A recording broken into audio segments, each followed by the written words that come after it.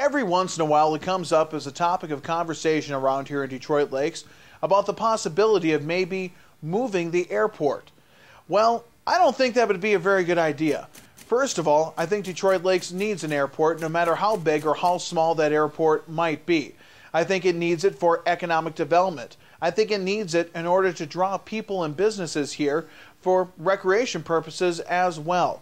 Now, I always hear people talk about, well, not a lot of people use the airport. But every once in a while when I drive by there, the bays are open, there's lots of planes there, and I used to live pretty close to that airport, and quite a few planes, at least 4, 5, 6, 7 a day, private planes would fly there and land there. Now, I've heard some people talk about because of economic development reasons is the reason that I'd like to see the Detroit Lakes Airport moved.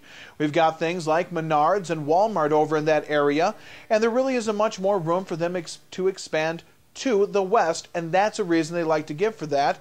Maybe turn that area into a nice piece of taxable property for the city of Detroit Lakes and Becker County. But I think moving the airport really outside of town or too far outside of town would be a great mistake. Right now in Detroit Lakes, we've got this new industrial park area we're building. The old one's finally full. We're starting a new one there. I think it would be harder to get businesses and to attract businesses to that new industrial park and that new area if we did not have a local airport in town. I know some communities, like Wadena, for instance, had an airport closer to town, have moved it outside of town, and has actually seen the use of that airport drop. Other towns, like Perham, who used to have a grass runway near them, have completely shut down that airport altogether.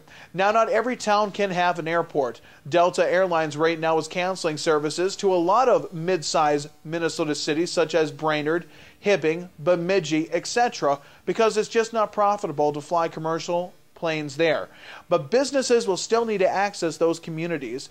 Businesses need to access these communities here, and there is a handful of recreational flyers here in the Lakes area that also enjoy having the airport there.